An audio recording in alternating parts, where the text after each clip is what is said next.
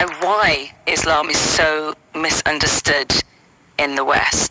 Now, I know this is going to be a particular sweet spot for you, but I do believe that in order to understand where we are and how we got here, we have to look back. We have to look at history.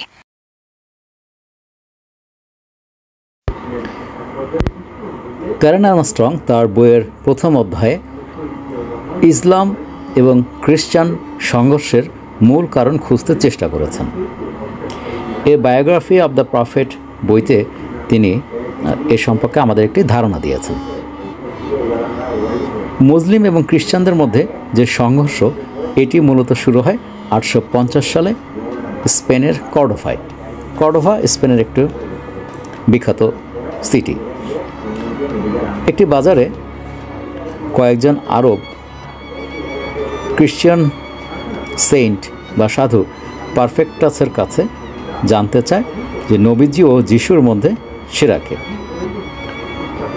সাধু পারফেক্টাস প্রথমে কৌশলে উত্তর দেন, পরে আরও যখন কথাবার্তা বিনিময় হয় তখন এক পর্যায়ে নিয়ন্ত্রণ হারিয়ে তিনি নবীজিকে গালাগালি করেন। তখন আরব শাসনে নবীজিকে গালাগালি করা মৃত্যুদণ্ডযোগ্য অপরাধ ছিল। আরবরা তাকে ধরে স্থানীয় কাজীর কাছে নিয়ে যায়। কাজী ব্যাপারটি বুঝতে পারেন, তিনি পারফেক্টাসকে কারাগারে পাঠিয়ে দেন। কারাগারে আবার একই জিনিস ঘটে, আবারও সেই তর্ক, আবার সাধু পারফেক্টাস আবার নিয়ন্ত্রণ হারিয়ে ফেললেন এবং আবারও নবীজিকে গালাগালি করলেন।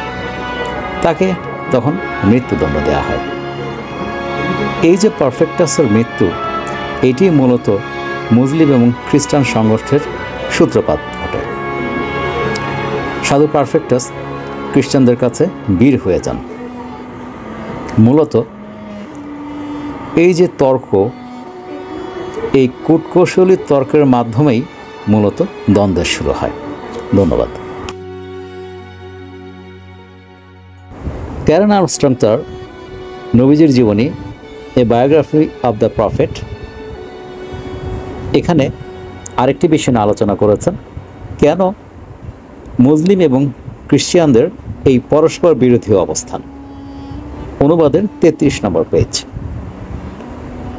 ঘটনাটি এরকম: ইউলোজিও ও আলভেরো নামক দুইজন খ্রিস্টান সাধুর কাছে নবীজির একটা সংক্ষিপ্ত জীবনী ছিল।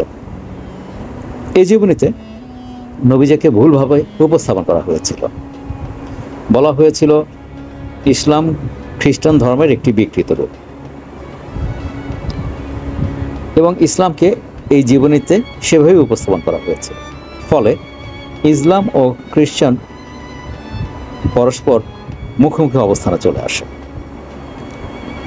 1120 সাল নাগাদ ইউরোপে নবীজির পরিচিতি প্রচার পায়। তখন থেকে তিনি মাহাউন্ড নামে পরিচিতি পান এবং প্রতিপক্ষ হিসেবে তার একটা ইমেজ তৈরি হয়। মাহাউন্ড নামে কাল্পনিক ইমেজের কারণে নবীজিকে নেপোলিয়ন বা আলেকজান্ডার দ্য গ্রেটের মতো ঐতিহাসিক চরিত্র হিসেবে পশ্চিমারা কখনোই দেখতে পারেন নাই।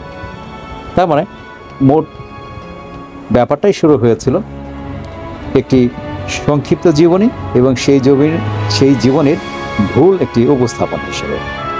সুতরাং আমরা বুঝতে পারছি যে ভুল তথ্য প্রদান করা কতটুকু অপরাধ এবং এর ফলাফল কী হতে পারে।